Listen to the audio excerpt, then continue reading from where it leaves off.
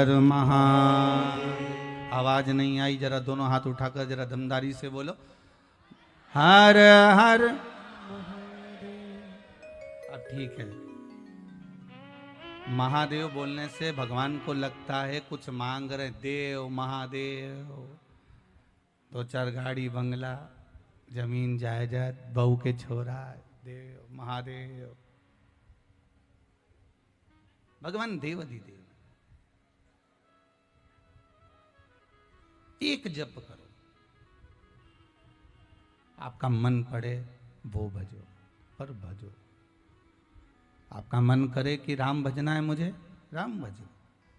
आपका मन करे कि कृष्ण भजना है तो कृष्ण भजो, पर एक बूंद पानी एक ही जगह पर गिरेगा तो खड्डा हो जाएगा, छेद हो जाएगा और वो पत्थर टूट जाएगा। उसी तरह यदि एक मंत्र का जाप संसार का मानव करना प्रारंभ कर दे तो ये पक्का है कि आपकी दुख, तकलीफ, कष्ट, रोग, बीमारी ये सब अपने आप कट जाए, अपने आप। फिर आपको दुख नहीं। इसलिए बारंबार कहेंगे, जब तक शेर घाटी में कथा चले तब तक श्री जम के बोलो, अरे साथ में बोलो, श्री शिवाय नमस्तुभ्यम। एक बार फिर से बोलिए, श्री शिवाय नमस्तुभ्यम, श्री शिवाय नमस्तुभ्यम। इस मंत्र को जपते रहना है जब तक शेर घाटी में कथा चले।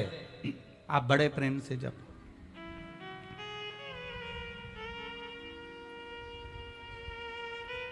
जैसे विष्णु पुराण का, श्रीमद् भागवत का एक एक मूल मंत्र है, उसी तरह शिव महापुराण का मूल मंत्र है श्री शिवाय नमस्तुभ्यम। ये वो मूल मंत्र है जिस मंत्र की प्रबलता से भगवान की अविरल भक्ति हमें प्राप्त हो सकती।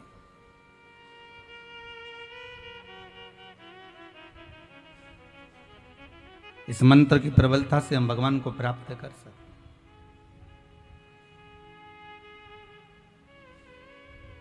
हम भगवान की अविरल भक्ति को प्राप्त कर सकते हैं। आपको पहले भी कथा में कहा था, 3 वृक्ष, और उन 3 वृक्षों में आज जिस वृक्ष की पूजन आप लोगों ने करी है वो कौन सा वृक्ष है? आंवला नोमी का वृक्ष, आंवले का वृक्ष, आंवले का वृक्ष। कथा सुनी होगी आप लोगों ने आज आंवले वृक्ष की। पर आंवला नोमी पर एक चीज का स्मरण जरूर रखना कि आंवले के वृक्ष के नीचे भले जाओ, आंवले के वृक्ष की पूजन भले करो, पर शिव महापुराण की कथा कहती है कि आंवला नोमी का दिन हो, चाहे कार्तिक महीने का पूरा मास हो, कार्तिक का महीना हो, पर आंवले के वृक्ष की पत्तियों को नहीं तोड़ना चाहिए।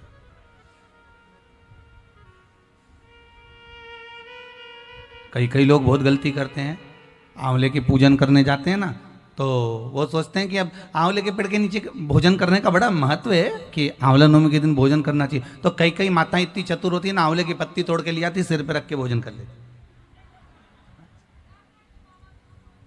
कर रहे थे क्या?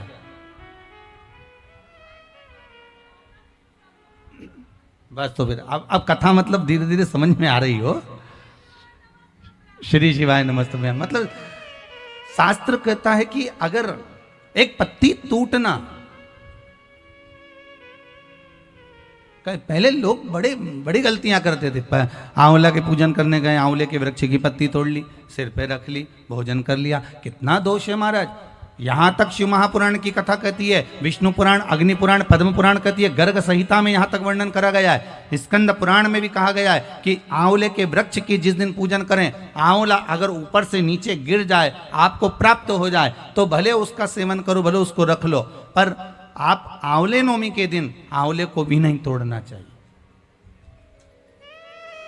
आंवला नवमी के दिन आंवले को भी नहीं तोड़ना चाहिए। यहां तक शास्त्र वर्णन करता है कि राजा एक वैश्य बड़ा धर्मात्मा था, बड़ा धर्मात्मा।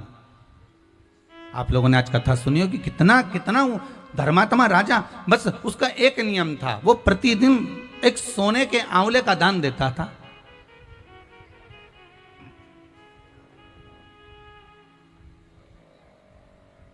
प्रतिदिन आंवले का दान करना, और वो भी सोने के आंवले का दान करना। उसके बहू बेटा को लगा, उसके बहू बेटा को प्राप्त हुआ कि अगर ये पिताजी इसी तरह से सवा सवा मन सोना आंवला बनाकर लुटाते रहेंगे तो हमारे पास तो एक दिन ऐसा स्थिति आ जाएगी कि हमको भीख मांगना पड़ेगा, हमको भीख मांगना पड़ेगा।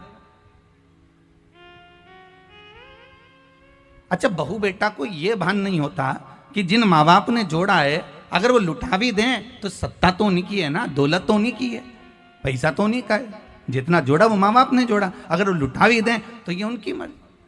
पर बहुत कम माता पिता ऐसे होते हैं जो अपने ऊपर सही मायने में खर्च करते हो। बहुत ध्यान देना महाराज।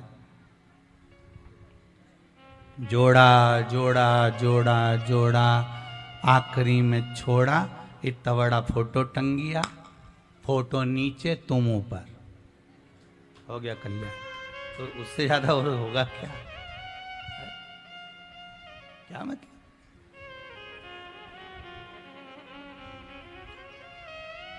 और फोटो पे भी प्लास्टिक के फूल की माला, ओरिजिनल भी कोई नहीं चढ़ाता, 10 रुपए की एक आती है। कौन चढ़ाएगा 10 रुपए की एक माला?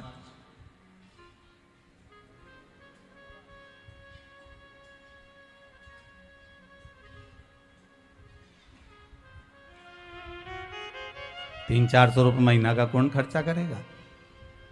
एक बार में लिया है, गया जी गए तब माँ विष्णु चरण के पास में बहुत दुकान लगी थी, कहा ये माला उतार के देता साहब, तो के 60 रुपए की है, चलेगी, प्लास्टिक की है, हाँ प्लास्टिक की है, बस धो लो दिवाली पे फिर टांग दो, फिर धो लो दिवाली पे फिर टांग दो। तुमने कहा पिताजी को यही माला अच्छी रहेगी हो, दादाजी चले गए ना, उनके लिए ये माला जोरदार है, उठाओ धो टांग।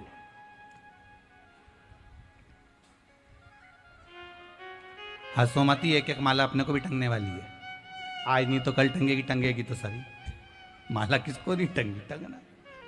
पर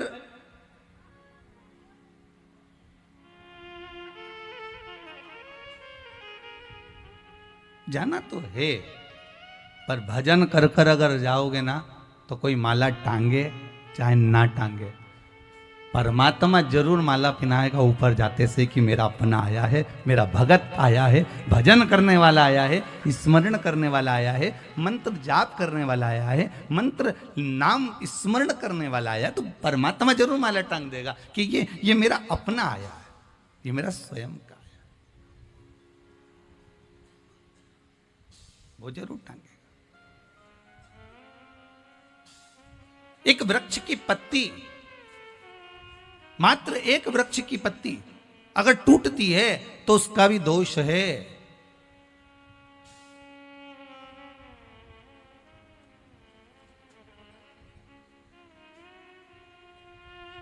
आज आंवला नवमी है, एक कथा का स्मरण करिएगा जरा।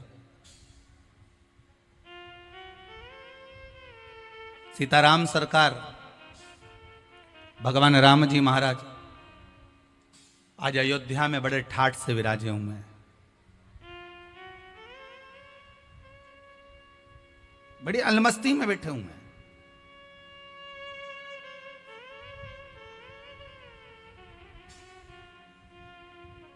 मां कौशल्या, मां कैकेयी, मां सुमित्रा तीनों बैठी हैं।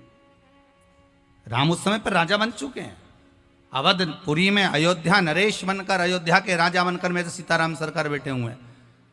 श्री हनुमान जी महाराज भी चारों तरफ उनके लिए भ्रमण करते रहते हैं। भरत जी महाराज, लक्ष्मण जी, शत्रुघ्न जी उनकी सेवा में दिन रात लगे रहते हैं। सीताराम सरकार बैठे थे आज समध्याने से।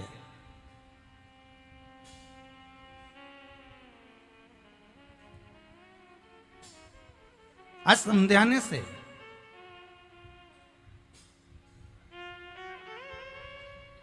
राम जी के ससुराल से आज ढेर सारा फल डलियाओं में भर भर कर आया।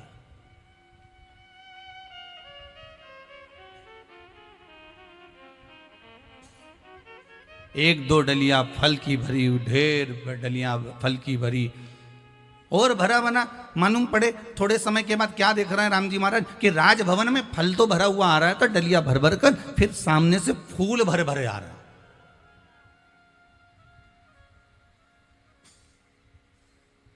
अब राम जी के जो समझाना था दशरथ जी का, वो सामने से फूल भर भर कर आ रहे हैं, डलिया पे डलिया, टोकनी पर टोकनी भरे भरे चले आ रहे। सारे राजभवन में फल की टोकनियां जम गई, सारे राजभवन में फूल की टोकनियां जम गई।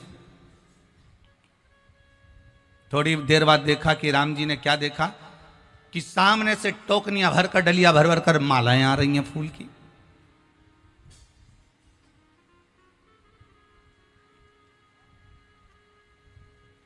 फिर थोड़ी देर बाद राम जी क्या देखते हैं कि सामने से सारे वृक्षों की पत्तियां टूट टूट कर डलियाओं में भर भर कर यहां समध्याने में आ रही हैं, राम जी की यहां आ रही हैं। बहुत ध्यान देना महाराज, आज की शिव महापुराण की कथा जो शेर घाटी गया बिहार से चल रही है, यह कथा शायद आपके जीवन को बदल दे कि एक पत्ती भी अगर टूटती है तो उसका दोष क्या है, वो ये कथा बता रही है।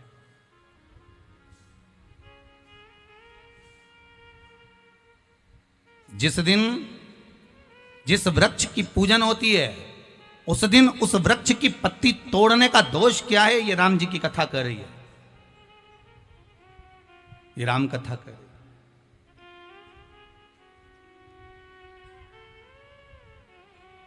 ढेर सारा फल, ढेर सारा फूल, ढेर सारी मालाएं, ढेर सारी पत्तियां महाराज राम जी के राजभवन में आ गई। सीताराम सरकार बैठे हुए थे सिंहासन पर। राम जी महाराज ने पूछा, ये क्या लेकर आए, ये क्या है जो आप लेकर आए? महाराज श्री जनक जी महाराज ने अपने समधी के घर समझाने में ढेर सारा ये फल फूल मिठाई सब भेजी है। बहुत दिनों से भेज रहे थे, पर आप वन में थे, अब राजा बनकर विराजमान हो गए हो, तो इसलिए पूरे राजघराने का सुख देने वाली ये सारी वस्तुएं आपके यहां भेजी गई है, ये सारा साज आपके यहां भेजा गया।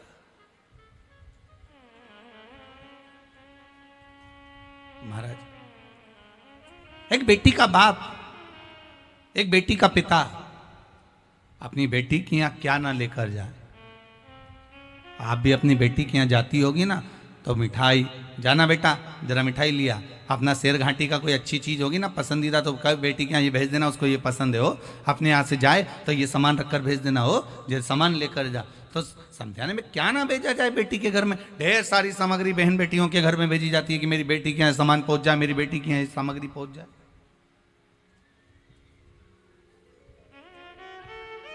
ले जाओ इसको।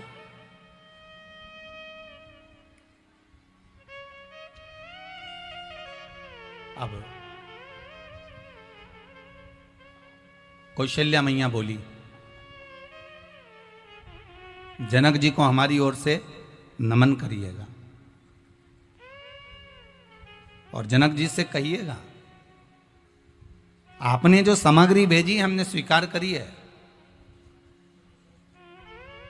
पर अगर पिता के घर से एक बेटी के घर में सामग्री भेजी जाती है तो वो बेटी को स्वीकार करना चाहिए पहले।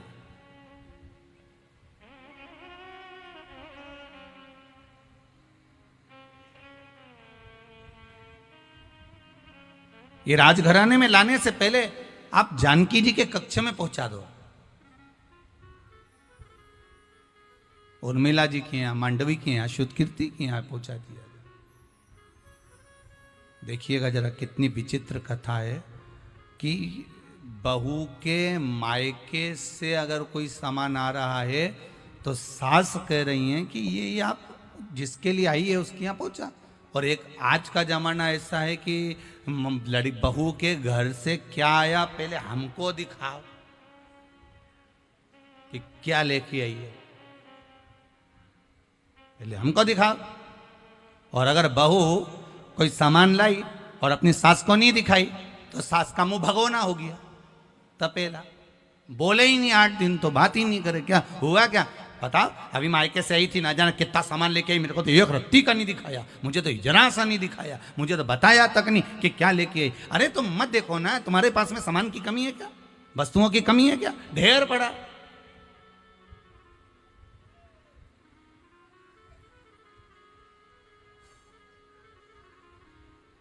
पर आसक्ति खत्म नहीं होती ना, दिक्कत तो आसक्ति की है। हमारी आसक्ति कहां खत्म होती है? बस छठ पूजन में जाएगी, पूजन तो बाद में करेगी, पहले जितनी माताएं पूजन करने के लिए खड़ी होगी उन सब की साड़ी पहले देखेगी, कितनी जोरदार लग रही है, पीली अच्छी लग रही है, नीली अच्छी लग रही है, लाल अच्छी लग रही है, अगली बार मैं छठ पूजन करने जाऊंगी तो यही वाली खरीद के लाऊंगी, देखना। और फिर छठ पूजन में गई तो गई, प्रसाद देखे तो देखे, टलिया देखे तो देखे, सामान देखे तो देखे, पूजन की तैयारी करे, उधर सूर्य नारायण भगवान उदय होने वाले हैं, निकलने वाले हैं, फिर सूर्यनारायण भगवान अस्त होने वाले, वो सब देख रही है, वो अपनी जगह पर सबसे पहले वस्त्र आभूषण देखा गया है कि क्या क्या पहन के आई, क्या लेके आई, क्या लेके आई, और खुद के पूजन की डलिया नहीं देख रही, पहले पड़ोसन की देख रही, वो क्या क्या लाई है, वो क्या क्या सामान ले, उसका सामान पहले देखा गया।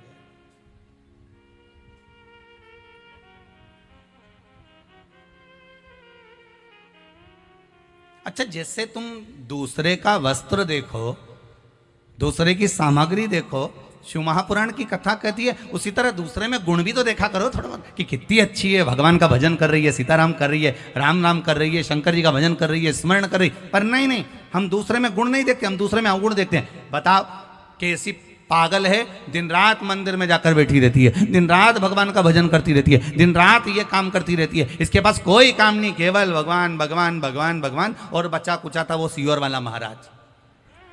वो और चालू हो गया शिव महापुराण की कथा, और चालू हो गई। आधे से ज्यादा का तो टेंशन हो जाएगा, शेर घाटी में अब 7 दिन क्या होगा, आधे टेंशन में।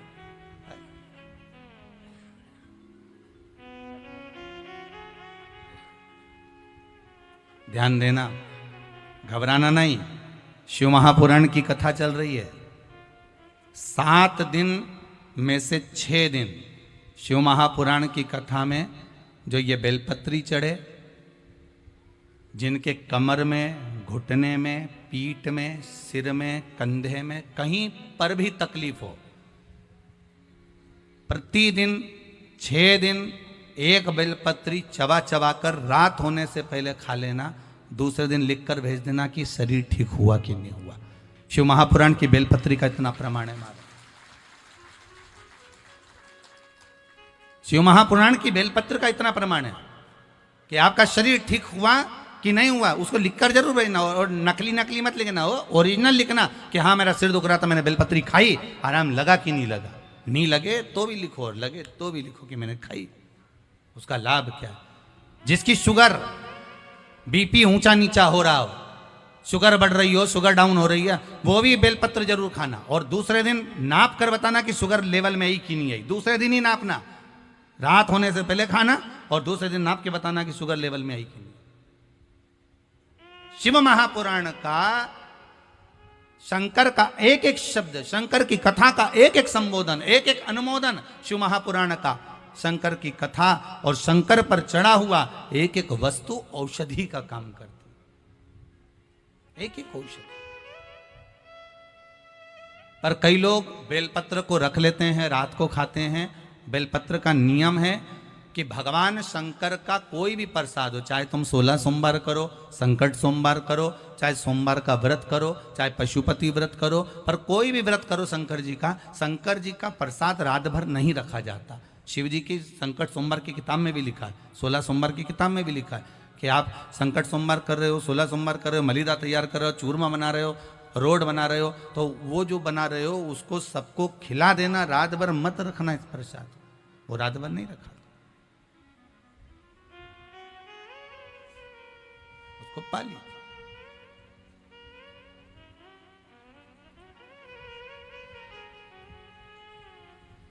ये जो सामान आया है ये मां जानकी के कक्ष में पहुंचाओ, कौशल्या जी के दे दो। सेवक जानकी जी के कक्ष में, माता सीता के कक्ष में सेवक वो फल, वो फूल, सब ले गए।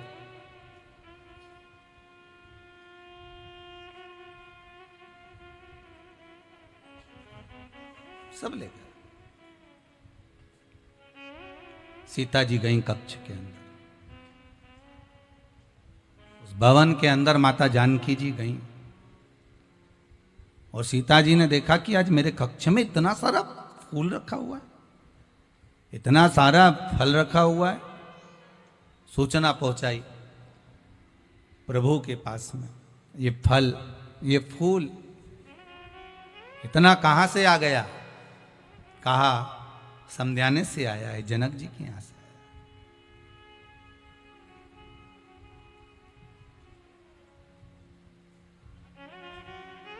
तो ये तो माता कौशल्या, केकई और सुमित्रा जी के पास भेजना था। बहू का फर्ज देखिए मां सीता निभा रही है। सास का फर्ज माता सास ने निभा दिया कौशल्या जी ने कि ये फल भेज दो, ये मिठाई भेज दो, ये फूल भेज दो। और बहू फर्ज निभा रही है कि ये कौशल्या जी के कक्ष में भेज दो। आया है तो पहले सास के हाथ में आना चाहिए, घर के बुजुर्ग के हाथ में आना चाहिए। आपको बढ़ता हुआ देखकर घर के माँ बाप कभी दुखी नहीं होते। आपको बढ़ता हुआ देखकर घर के माता पिता इतने खुश होते हैं कि वो आशीर्वाद देते हैं कि और उन्नति करते जाओ, बढ़ते जाओ, चढ़ते जाओ, और बढ़िए। माँ बाप कभी दुखी नहीं होते। बच्चों को बढ़ता हुआ देखकर माता पिता बड़े प्रसन्न होते हैं कि आपकी जिंदगी में और अग्रणी हो, और बढ़ते जाओ।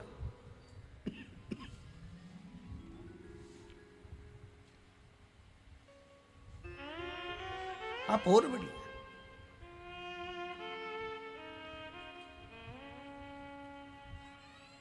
अब केकई मैया आई। माता केकई ने कहा, सीते, बहुरानी, जानकी, क्या बात है मां? ये कोई फल, कोई मिठाई, कोई पुष्प यहां रखकर चले गया है, यहां दे गया नहीं। आपका है, आपके यहां रखो।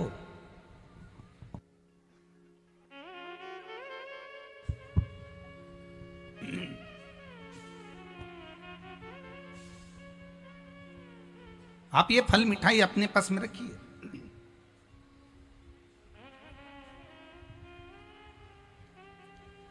सीता जी ने केकई मैया के जाने पर एक कमल का पुष्प उठाया और कमल के पुष्प को माता सीता ने सुगंध ले ली। मेरे जनक जी के दरवाजे का है, पुष्प वाटिका का है। एक कमल के पुष्प की माता जानकी जी ने सुगंध ले ली।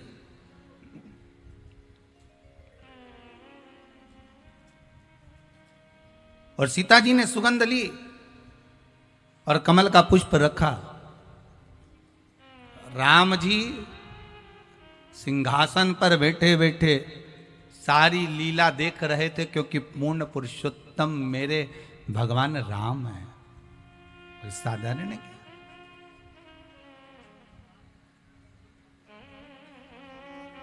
पूर्ण पुरुषोत्तम मेरे राम।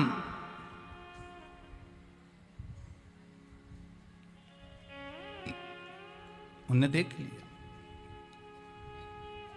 कि सीता जी ने पुष्प की सुगंध ले ली है। सीता जी ने पुष्प की सुगंध ली।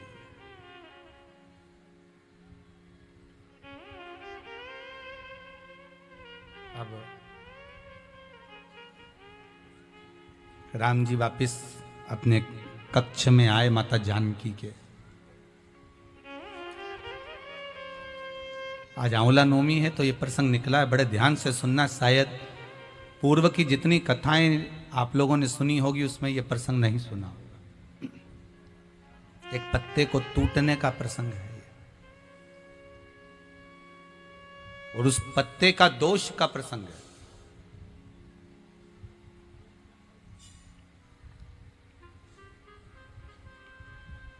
राम जी आए मेरे राघव जी पधारे अपने कक्ष में, माँ जानकी के कक्ष की ओर, और सीता जी बैठी हैं। सब कुछ बताया माता जानकी ने, ये पिताजी के यहाँ से आया है, ये पुष्प है, ये फल हैं, ये मिठाई है।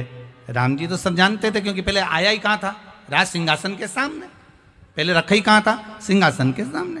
सारी वस्तु वहीं रखी थी, वो तो माता कौशल्या जी ने वहां भेजा। तो राम जी को तो सब मालूम था। राम जी जो जानना चाहते थे वो सीता जी ने नहीं बताया। राम जी क्या जानना चाहते थे कि मैंने एक कमल के पुष्प की सुगंध ले ली है।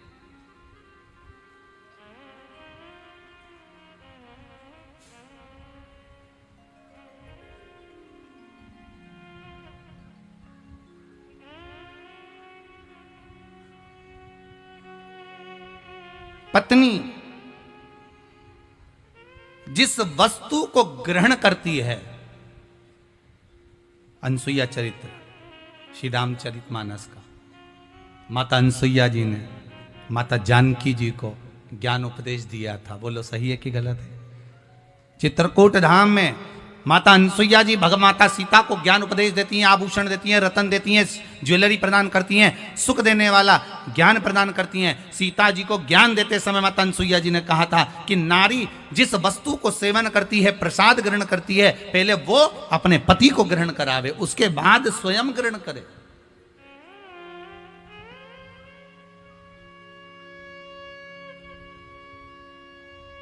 ये अनसुईया चरित्र तो सीता जी ने बाद में सुना, और सुनने के बाद, ग्रहण करने के बाद भी माता सीता के स्मरण में नहीं रहा कि मुझसे आज गलती हो गई। हाँ, सीता जी ने कौन सी गलती कर दी थी? मात्र एक पुष्प को उठाया और सूंघ लिया, और सूंघ कर वापिस रख दिया। पर सीता जी ने यह बात मेरे राघव जी को नहीं बताई, मेरे राम जी को नहीं बताई कि मैंने फूल सूंघ लिया है, मैंने पुष्प की सुगंध ले ली है।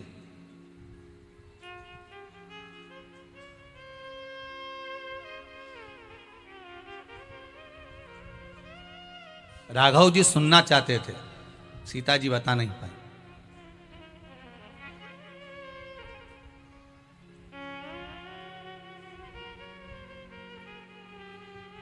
राघव जी सुनना चाहते थे कि सीता जी एक बार बता दे बस मेरे को कि मैंने फूल सूंघ लिया, पर बताया नहीं,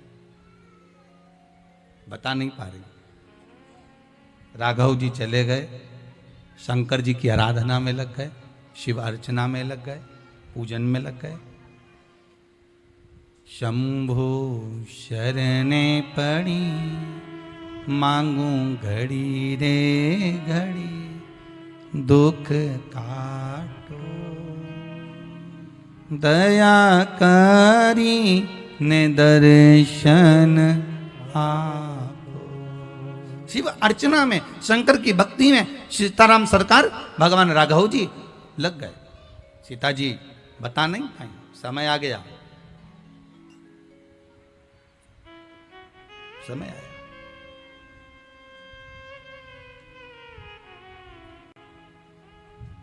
आज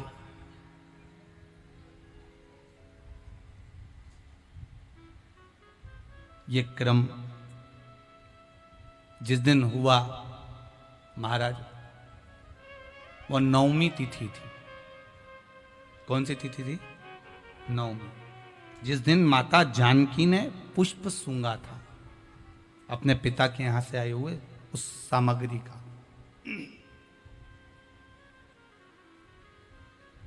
10वीं निकल गई।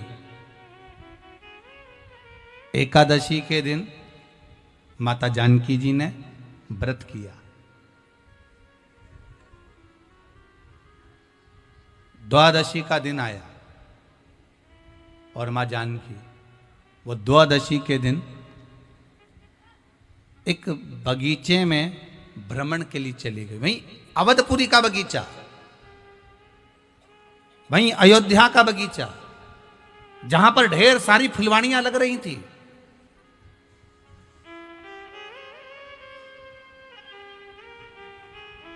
जहां पर ढेर सारे पुष्प लगे हुए थे। मां जानकी जी द्वादशी के दिन, तिथि के दिन बगीचे में भ्रमण के लिए गई और भ्रमण करते करते माता जानकी जी ने एक पुष्प तोड़ना चाहा पुष्प जैसी तोड़ना चाहा। माता सीता का पल्लू उड़ा और जानकी जी का पल्लू उड़कर एक तुलसी के वृंद पर पड़ गया। तुलसी के वृंद पर पड़ा तो तुलसी का पत्ता सीता जी के चलते ही टूटकर भूमि पर गिर गया।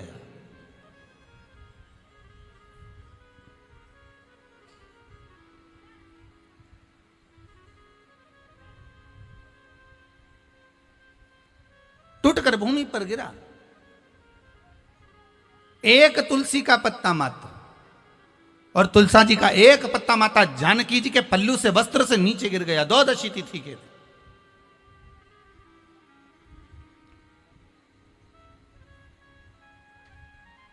सीता जी वापिस आ गई। सीता जी वापिस आ गई और सीता जी वापिस आई, और वापिस आई तो भगवान राम की लीला थी। आज देवऋषि नारद आ गए सामने भ्रमण करते करते, घूमते घूमते। श्रीमन्नारायण श्रीमन्नारायण नारायण श्रीमन्नारायण नारायण श्रीमन्नारायण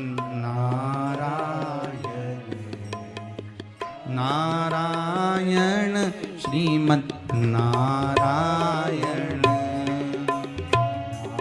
नारायण श्रीमन्नारायण नारायण श्रीमन्नारायण। सब गाइए प्रेम से।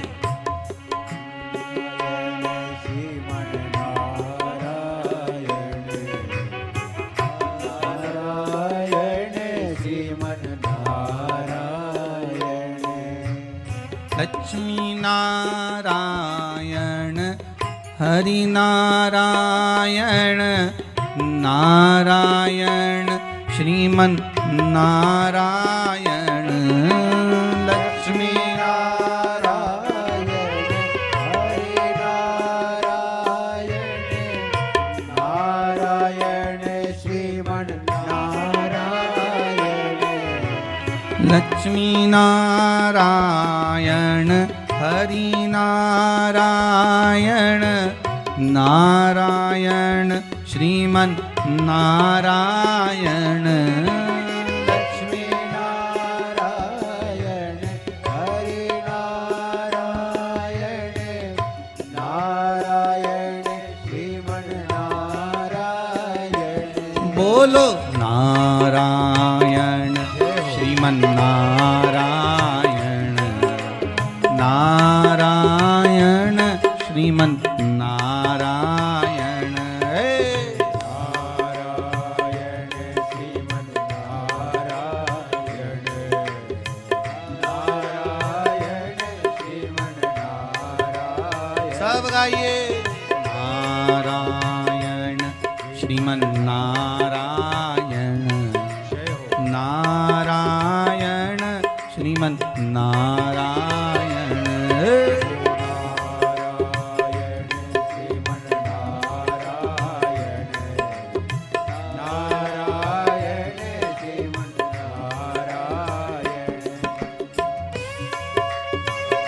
जय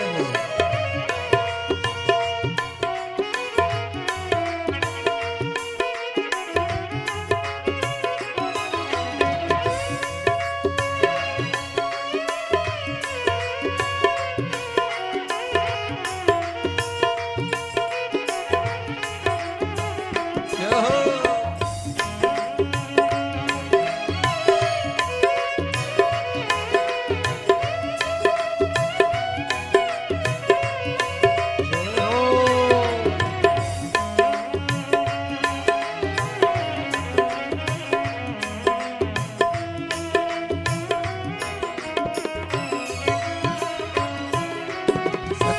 नारायण बद्री नारायण नारायण श्रीमन नारायण। सत्यनारायण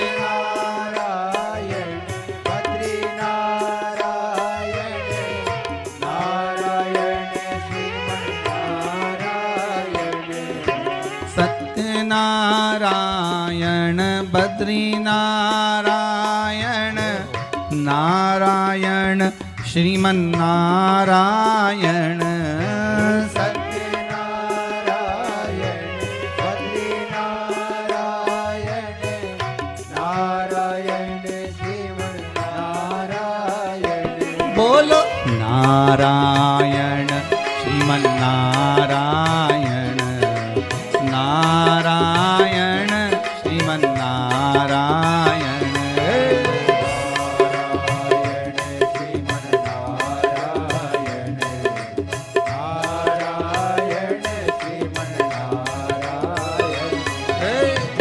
नारायण श्रीमन्नारायण नारायण श्रीमन्नारायण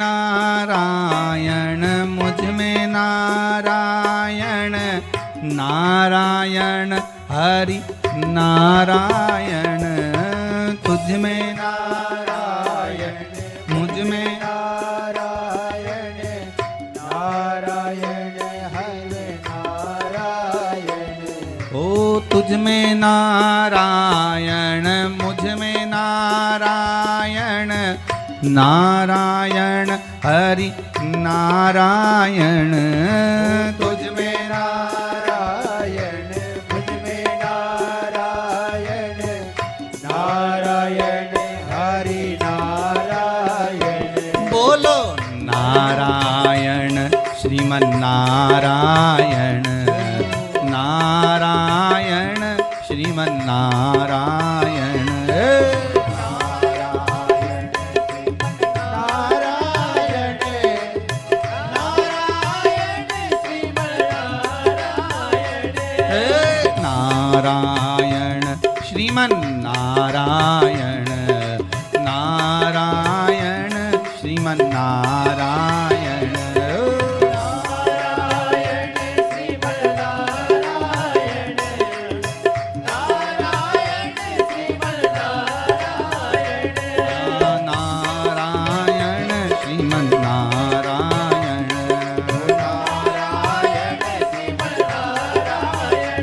ओ नारायण श्रीमन्नारायण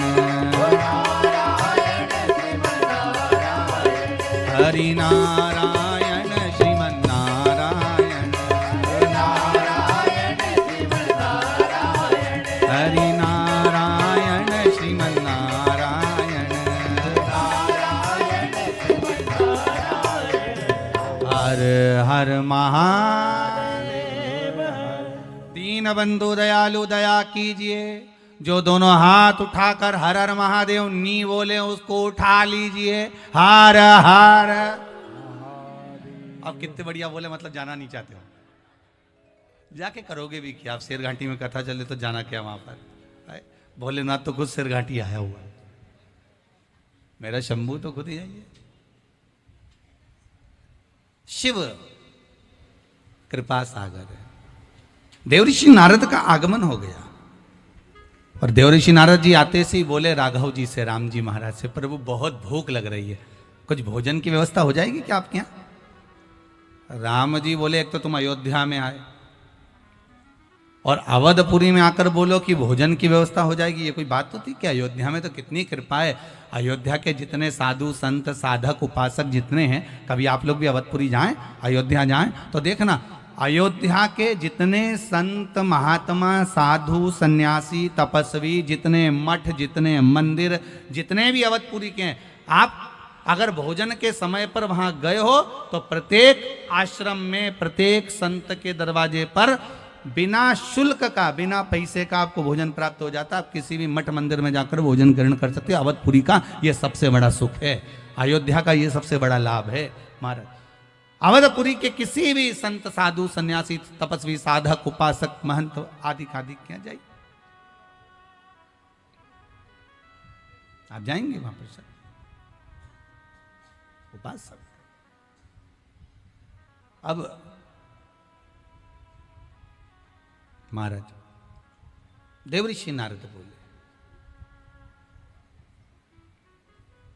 देवऋषि नारद कहे हमको भोजन मिल जाएगा क्या? यहां पर हमें भोजन ग्रहण करना प्राप्त हो जाएगा क्या? क्यों नहीं होगा? राम जी बोले आप चिंता मत करो, भोजन की तैयारी है। और भोजन की तैयारी करी गई साहब। सीता मैया भोजन की थाली लेकर आई। जैसे ही मां जानकी भोजन की थाली लेकर आई, देवऋषि नारद जी ने कह दिया हम माता सीता के हाथ का भोजन नहीं कर सकते।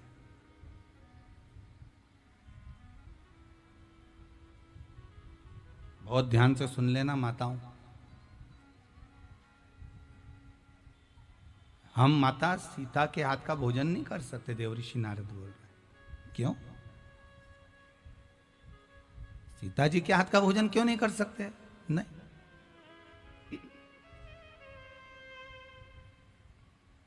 कारण क्या हुआ ये तो बताओ। देवऋषि नारद बोले प्रभु एक तो आपके घर का भोजन करना है और ऊपर से हम बोलें कि सीता जी के हाथ का भोजन नहीं करना और कारण भी हम बताएं, तो ये कोई बात होती है क्या? राम जी बोले भोजन तुम नहीं कर रहे तो कारण भी तो तुम्हें बताना पड़ेगा कि क्यों नहीं कर रहे। कई लोगों की आदत होती है, डॉक्टर के यहाँ दिखाने गए बेटे को और पास में उसका दोस्त खड़ा रहता है। अब डॉक्टर बेटे से पूछ रहा है तुम्हें तकलीफ क्या है, तो दोस्त कह रहा है पेट दुख रहा है इसका।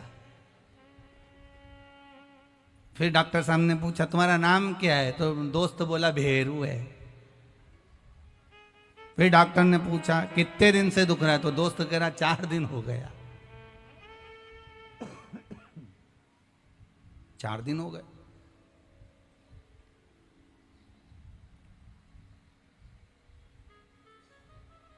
डॉक्टर ने कहा तुम्हारे पिताजी का नाम क्या है? कि लखन सिंह। अच्छा, वो नहीं बोला, दोस्त बोला लखन सिंह।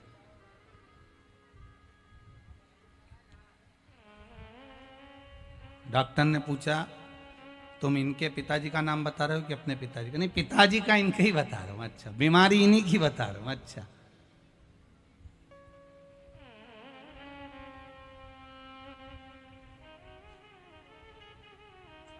अब बताओ रोग किसी को है, बता कोई रहा। रोग किसी को है, बता कोई रहा। श्रेष्ठता कहां से आएगी? जिसको तकलीफ हो, जिसको दुख हो, जिसको कष्ट हो, अगर भगवान के सामने जाकर वो प्रार्थना करे तो दुख कटेगा कि नहीं कटेगा? अरे बोलो तो जम के कटेगा ना। वो खुद तो कहे नहीं, वो स्वयं तो बोलता नहीं।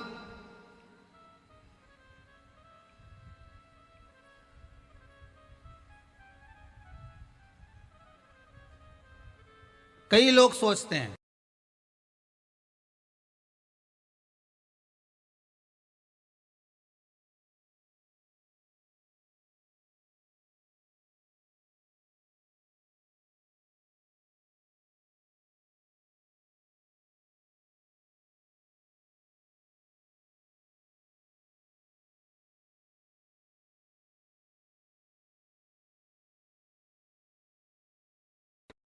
सीता जी क्या का भोजन क्यों नहीं करना चाहते हो, राम जी ने पूछा। तो देव ऋषि नारद बोले बात ऐसी है कि इन्होंने द्वादशी के दिन माता सीता के पल्लू से तुलसी का पत्ता टूट गया था। द्वादशी। ओहो,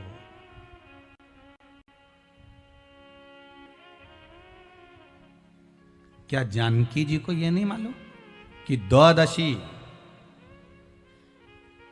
चतुर्दशी और संक्रांति के दिन अगर तुलसी का पत्ता टूट जाता है तो क्या सीता जी को यह ज्ञात नहीं है कि ब्राह्मण का मस्तिष्क काटने का दोष लग जाता है?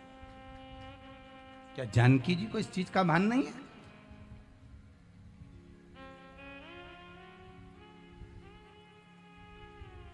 कौन कौन सी तिथि बताइए, जम के बोलते जाओ। द्वादशी, चतुर्दशी और संक्रांति। महाराज, अगर जानकी जी को इस चीज का भान होना चाहिए, ब्राह्मण की हत्या का दोष, ब्राह्मण के शीश कटने का दोष तक लग जाता है। देव ऋषि नारद कहते हैं आपको मालूम नहीं, कार्तिक के महीने में अगर एक आंवले के वृक्ष की पत्ती का नोचन किया जाता है तो भगवान विष्णु के शीश कटने का दोष लगता है।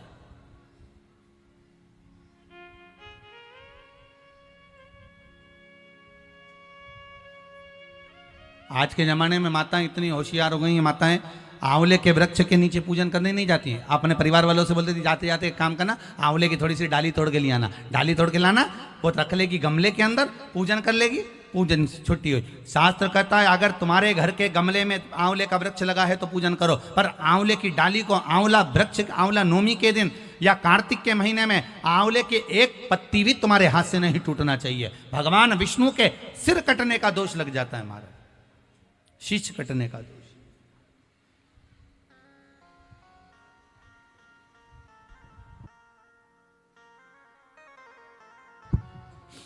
भगवान विष्णु के शीश कटने का दोष।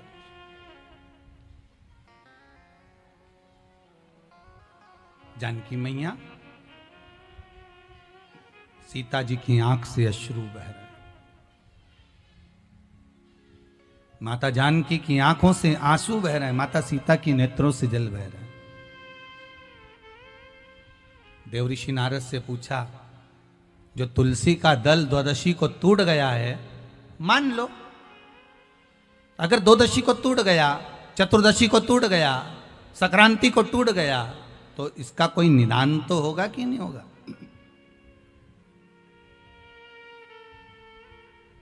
भगवान देव ऋषि नारद ने कहा, ब्रह्म हत्या हो जाए, बाल हत्या हो जाए, गौ हत्या हो जाए, उसका तो निदान है, पर द्वादशी के दिन तुलसी का पत्ता अगर तोड़ा गया है तो उसका कोई निदान नहीं है। ध्यान दीजिएगा जरा।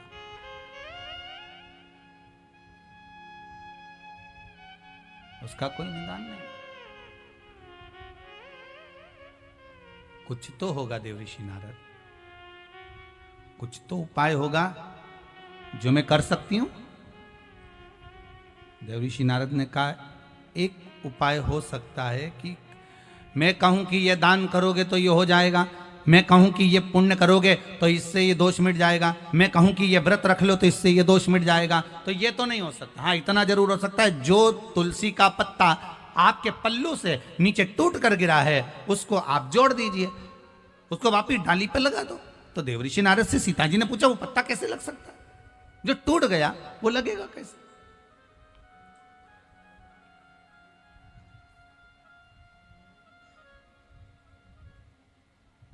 जो पत्ता मान लो टूट चुका है तो वो डाली पर लगेगा कैसे देवर्षि नारद? नारद जी ने कहा,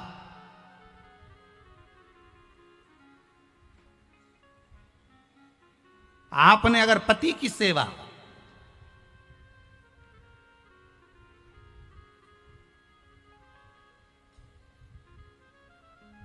करी है और अपने पहले पति को समर्पित कर कर जो भी ग्रहण करा वो पति को समर्पित कर कर करा है, तो फिर पति की सेवा करी, पति को परमेश्वर मानना, और जो भी आपने ग्रहण किया, जो भी आपने स्वीकार किया, वो पति को समर्पित कर कर करा है, तो ये पक्का है कि वो तुलसी का पत्ता जुड़ जाएगा। इतने में तो सीता जी बोली, मैंने आज तक कोई भी सामग्री बिना पति के तो खाई नहीं, यहां तक वस्त्र भी पहनती हूं तो पहले पति का स्पर्श करा लेती हूं।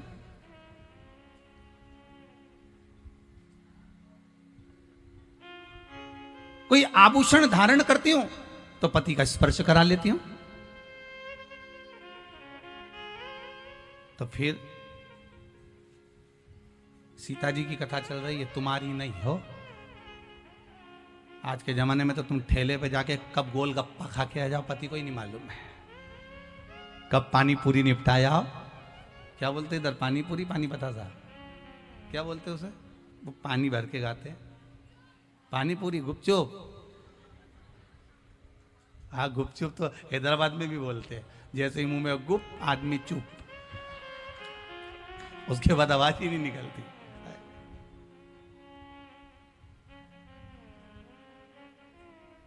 अब कहां खाकर आ गए, तुमको तो पति को ही नहीं मालूम पड़ता बेचारे को कि खाया कि नहीं खाया, कहां गई थी, क्या करा।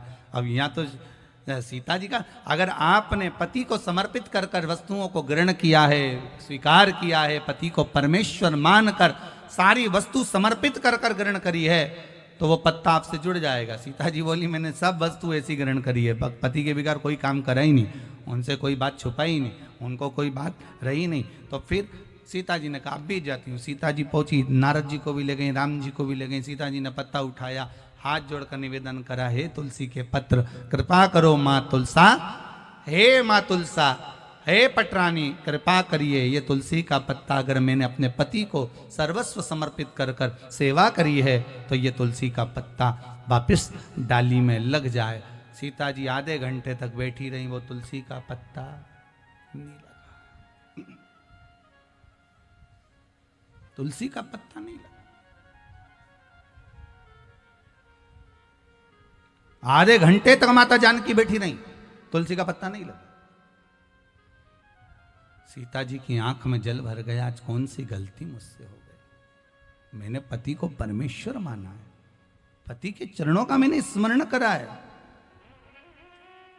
पति के भोजन की थाली में मैंने भोजन ग्रहण किया है,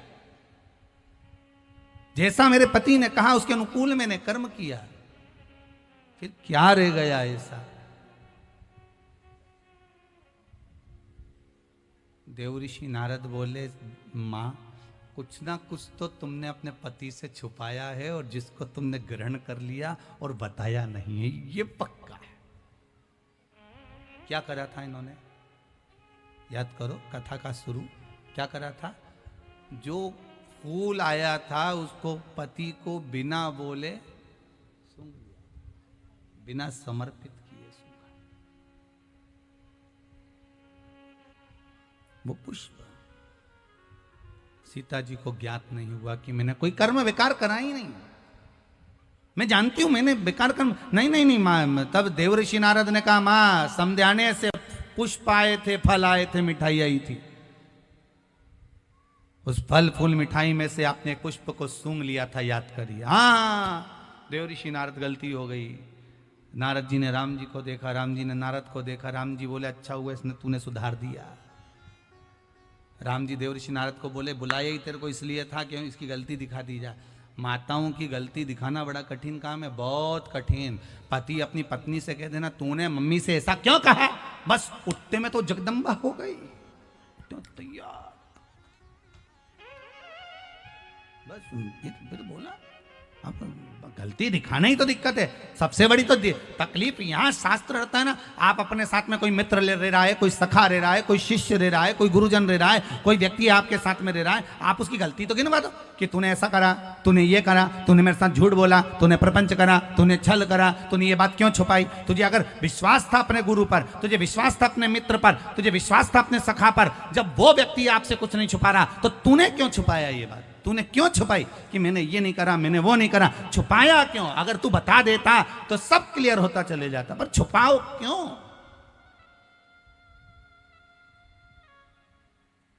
क्यों छुपाओ?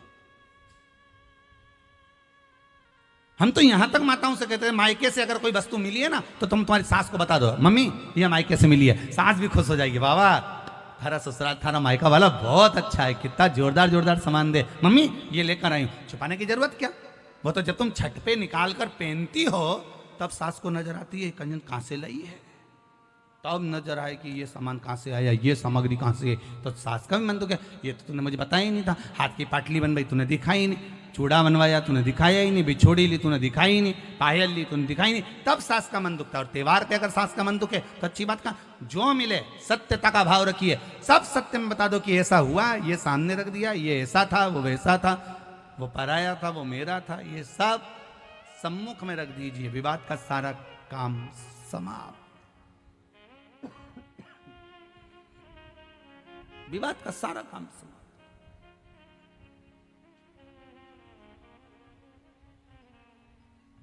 विवाद हम उत्पन्न करते हैं।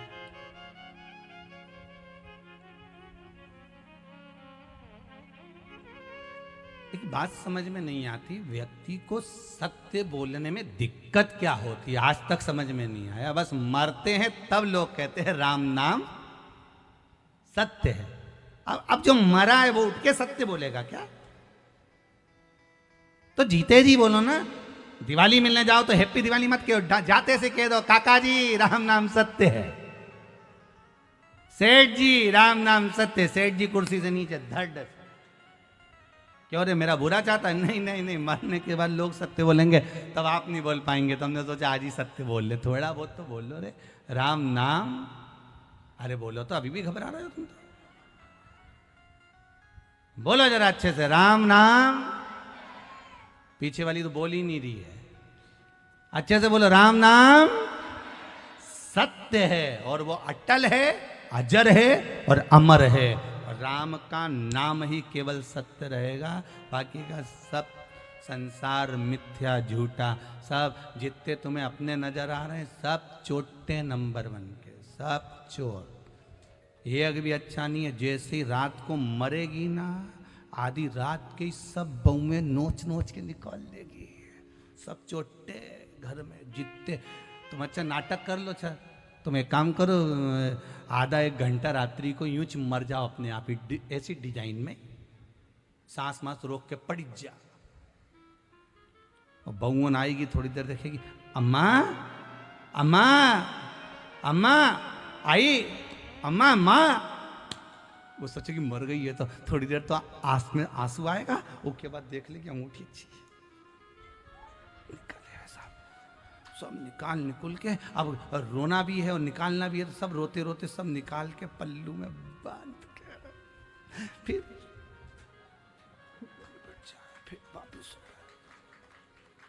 वापिस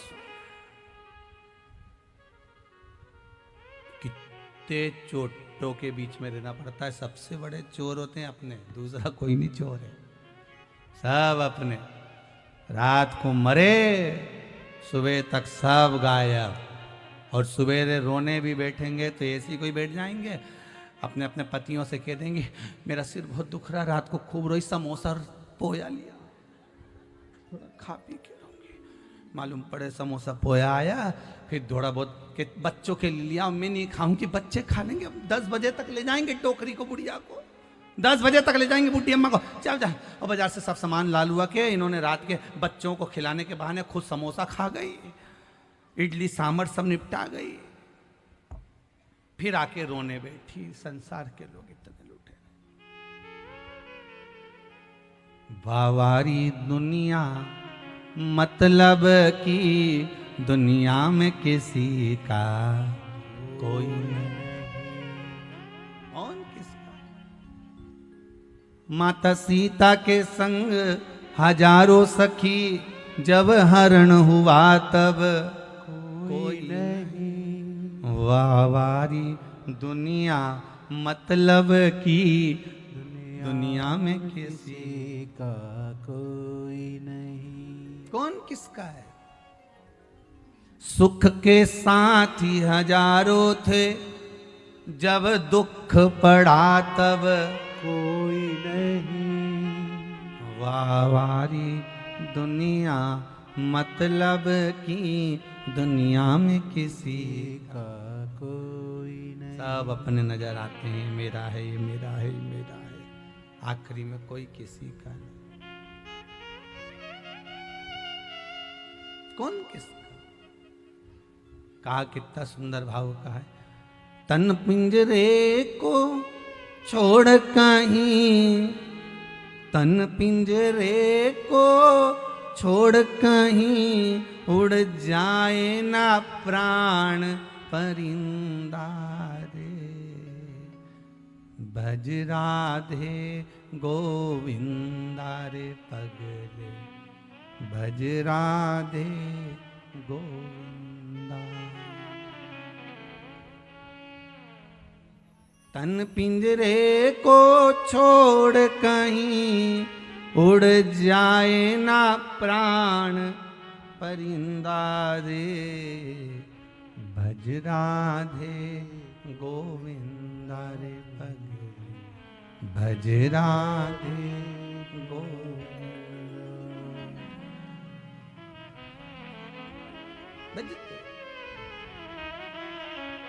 अंतिम बिंदु है, प्राण छूटेंगे। सत्य सत्य बोलने में क्या जाता। सीता जी को ध्यान आया, हां मैंने एक गलती करी थी, जो फूल आए थे उसमें से मैंने पुष्प को सूंघ लिया था। भगवान राम को बिना दिए, राम जी के बिना सुगंधित लिए मैंने सूंघ लिया। अब क्या करूं? अब बोलो क्या करा? देव ऋषि नारद ने कहा, माता जानकी एक काम करिए, अब तुलसी के पत्र को कहिए कि कमल के पुष्प की जो सुगंध ली है उसको छोड़कर, अगर मैंने पति की सेवा में कोई कमी रखी हो और उनसे कोई चीज बिना दिए मैंने समर्पित कर ली हो, बिना दिए मैंने अगर ग्रहण कर ली हो, तो मेरा ये तुलसी का पत्र अगर ऐसा हो तो अवश्य लगे। अगर कुछ रह गया हो, कमल के पुष्प की सुगंध के सिवाय अगर मैंने कुछ रह गया हो। सीता जी ने विनती करी, तुलसी का पत्ता उड़ा, उड़कर वापस पुनः उसी डाली में वापस लग गया, वापस लग गया। देव ऋषि नारद से माता जानकी जी ने कहा, अब तो आप भोजन करेंगे ना मेरे हाथ का?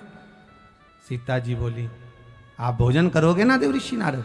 नारद जी बोले, हाँ अब मैं भोजन करूंगा। चलो मां, चलते। तब देव ऋषि नारद ने जानकी जी के हाथ का भोजन ग्रहण करा। ध्यान देना, आंवला नवमी के दिन आंवले के वृक्ष की पत्ती मत तोड़ना। जिस दिन माता तुलसा का स्मरण कर रहे हो, द्वादशी तिथि हो, चतुर्दशी तिथि हो, संक्रांति हो, आदिकादिक जो तिथियों का वर्णन करा गया है विष्णु पुराण आदिक में, उन तिथियों को तुलसी का दल मत तोड़। अब आप लोग कहोगे गुरुजी वैकुंठ चतुर्दशी आएगी, तो उस दिन तो आप बताते हो कि हरिहर मिलन होता है। रात्रि को 12 बजे से लेकर सुबह 4 बजे तक शंकर भगवान पर तुलसी चढ़ती है, वर्ष में एक बार। और भगवान लड्डू गोपाल पर, शालिग्राम भगवान पर बेलपत्र चढ़ती है। उस बेलपत्र और तुलसी को सुबह 4 बजे से पहले पहले शहद की शीशी में रखा जाता है। और उस शहद को जो बच्चा माइंड से कमजोर होता है, बुद्धि से कमजोर होता है, जो पढ़ने में कमजोर होता है, जिसका विवेक काम नहीं करता, कोई कंपटीशन एग्जाम उसका निकल नहीं रहा होता है, तो 1 महीने उस बच्चे को वो शहद चटाया जाता है, तो बच्चा विद्वान हो जाता है। माता पिता को कहना नहीं पड़ता कि पढ़ने बैठ, पढ़ने बैठ, पढ़ने बैठ, बच्चा खुद पढ़ता है। माता पिता नहीं कहते फिर कि पढ़ने बैठो, वो खुद पढ़ेगा। तो वैकुंठ चतुर्दशी के दिन आप कह रहे हो कि चतुर्दशी के दिन तुलसी नहीं तोड़ना चाहिए, द्वादशी के दिन तुलसी नहीं तोड़ना चाहिए, तो फिर वैकुंठ चतुर्दशी के दिन जो चढ़ाना है, 1 दिन पहले आप उसको रख लो संजोकर। शिव महापुराण की कथा तो यहां तक कहती है कि अगर आप सोमवार का व्रत करते हो, संकट सोमवार का व्रत करते हो, 16 सोमवार का व्रत करते हो, और आप सोमवार के दिन अगर बेलपत्री के वृक्ष से बेलपत्र तोड़ रहे हो, तो उसका भी दोष है महाराज, उसका भी दोष है। 1 दिन पहले तोड़ो।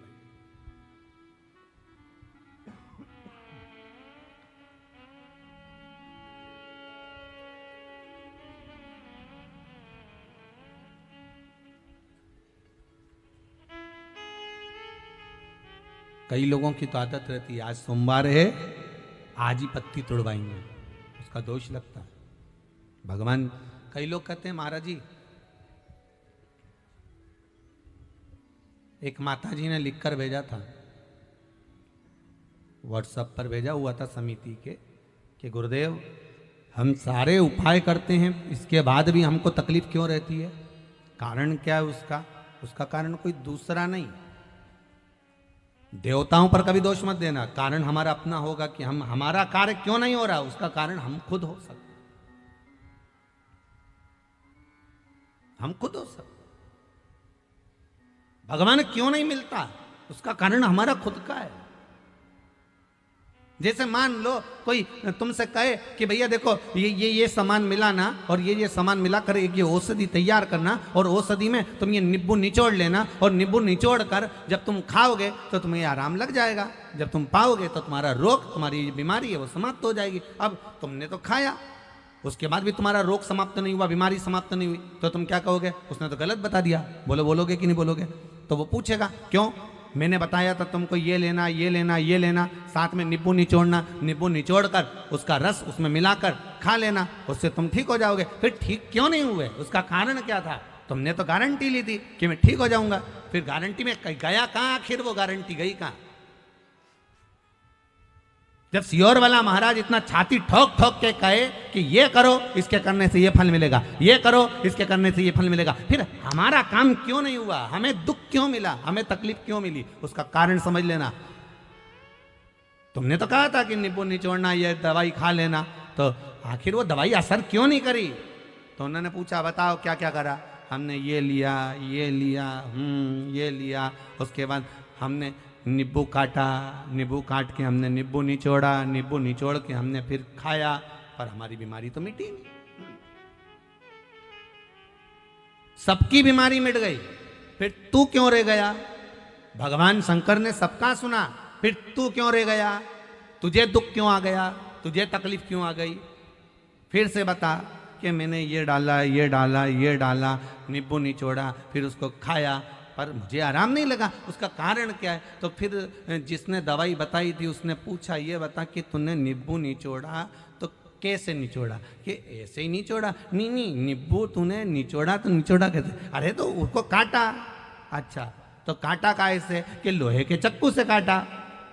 बस दवाई वाले ने कह दिया, वो चक्कू जो था ना वो लोहे का था, और लोहे के चक्कू का जो उसमें पदार्थ लग चुका था, और लोहे के चक्कू का उसमें जो जंग था वो आ गया था, और वो निचोड़ने पर पूरी दवाई का नाश कर दिया, इसलिए तेरा काम नहीं हुआ। नींबू निचोड़ना था तो जैसे लोग वो कांदा नहीं रहे, कांदा कैसे फोड़ दे, ऐसे नींबू को फोड़ के और उसका रस निकाल कर, वो प्याज होता ना, प्याज को काट की जगह ऐसे फोड़ दिया, अब उसका रस निकाल कर तो जो नींबू का रस निकाल कर घोट के पी। अब की बार उसने वही करा, ना चक्कू से काटा ना तलवार से काटा, उसने नींबू को डोचा, उसका रस निचोड़ा, खाया, वो ठीक हो गया, हो गया,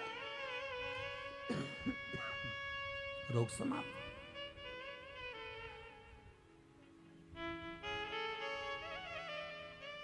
अब गलती इसमें बताने वाली की थी क्या? जम के तो बोलो, बोलो तो थी। गलती किसकी थी? आपने। उसने कहा था नींबू निचोड़ना, इसने चक्कू से काटा। लोहे के चक्कू का भाग पदार्थ जंग उसमें लग गई, उसका असर दवाई का खत्म। गलती हमारी। आप आए नहीं और सुबह हो गई, मेरी पूजा की थाली धरी की धरी रह गई। क्यों नहीं? किस लिए नहीं?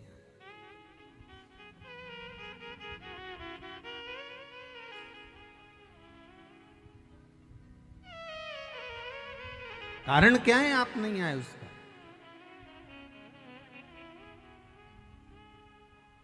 आप आते, क्यों नहीं आए? उसका कुछ कारण होगा, कुछ कारण। वो कहते हैं एक झोली में फूल भरे हैं, एक झोली में कांटे, तेरे बस में कुछ भी नहीं, वो बांटने वाला बाटे। अरे कोई कारण होगा। धन का बिस्तर मिल जाए पर नींद को तरसे नींद को तरसे।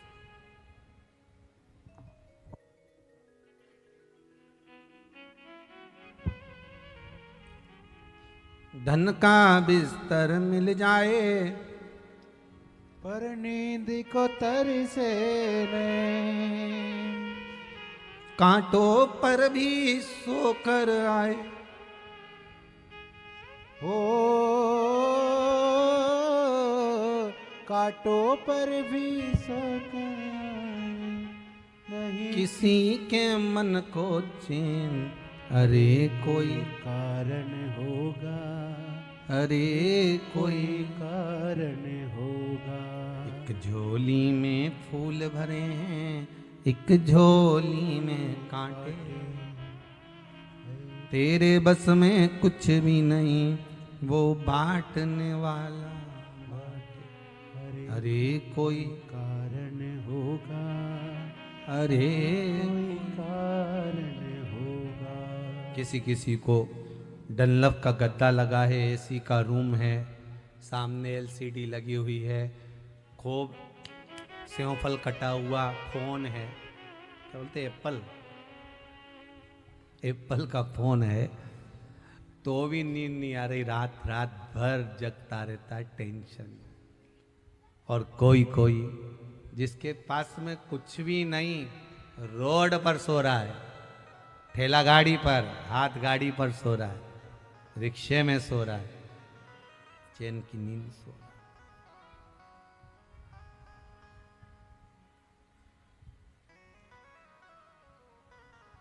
उसे कोई मतलब नहीं।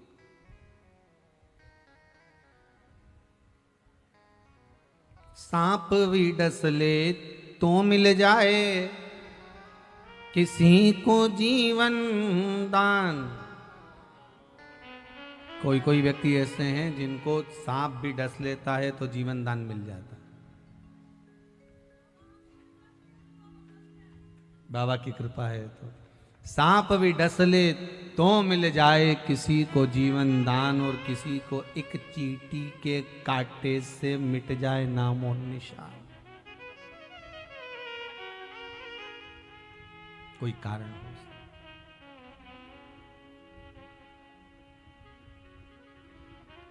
कोई कारण हो सकता। अरे कोई कारण होगा, अरे कोई कारण होगा।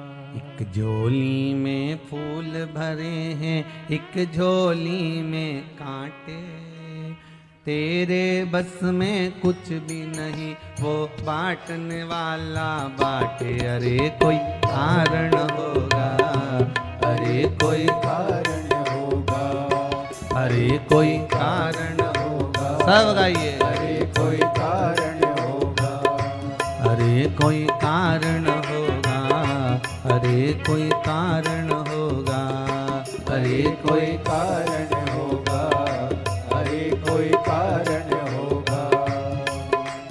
एक झोली में फूल भरे हैं, एक झोली में कांटे, एक झोली में फूल भरे हैं, एक झोली में कांटे, तेरे बस में कुछ भी नहीं, वो बांटने वाला बाटे। अरे कोई कारण होगा, अरे कोई कारण होगा, अरे कोई कारण होगा, अरे कोई कारण होगा। जय हो।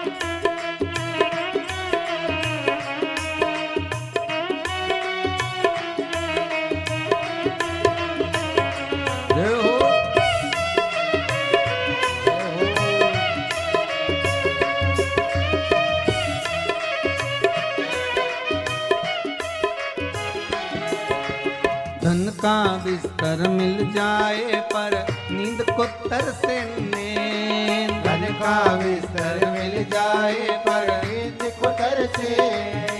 ओ धन का बिस्तर मिल जाए पर नींद को तरसे नैन। धन का बिस्तर मिल जाए पर नींद को तरसे नैन। ओ कांटों पर भी सोकर आए, कांटों पर भी सोकर आए, कांटों पर भी सोकर आए, कांटों पर भी सोकर आए। किसी के मन को चैन। अरे कोई कारण होगा, अरे कोई कारण होगा, अरे कोई कारण होगा, अरे कोई कारण होगा। ओ अरे कोई कारण होगा, अरे कोई कारण होगा। अरे कोई कारण होगा, अरे कोई कारण होगा। जय हो।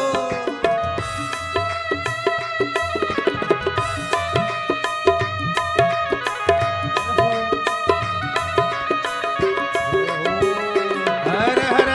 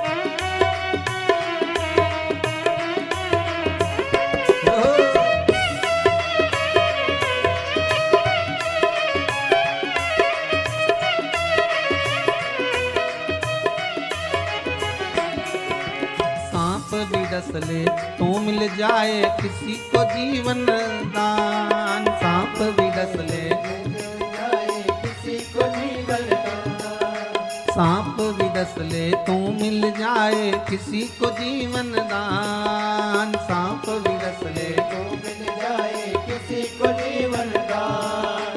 एक चींटी के कांटे से, किसी के कांटे से, एक चींटी के कांटे से किसी के कांटे से। ओ मिट जाए नाम निशान। अरे कोई कारण होगा, अरे कोई कारण होगा, अरे कोई कारण होगा, अरे कोई कारण होगा। अरे कोई कारण होगा, अरे कोई कारण होगा। अरे कोई कारण होगा, अरे कोई कारण होगा। हाँ, अरे कोई कारण होगा, अरे कोई कारण होगा, अरे कोई कारण होगा, अरे कोई कारण होगा। हाँ, अरे कोई कारण होगा, अरे कोई कारण होगा। अरे कोई कारण होगा, अरे कोई कारण होगा। हर हर महा। कोई कारण हो सकता है। जिसने औषधि बनाई है उसने बता दिया है कि ऐसा कर लेना, कुछ गलती हमारी हो सकती है। भगवान क्यों नहीं मिलते? कुछ गलती हमारी हो सकती है।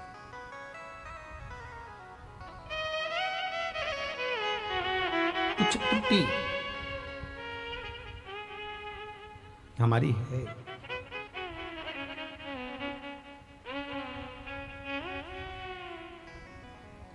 देखिए, बिंदुक नाम का ब्राह्मण होकर अपने कर्म से वंचित है।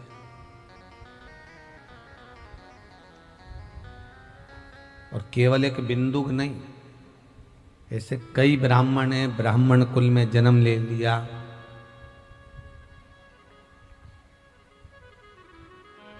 पर यज्ञोपवीत तक धारण नहीं करते, मस्तक पर तिलक नहीं लगाते।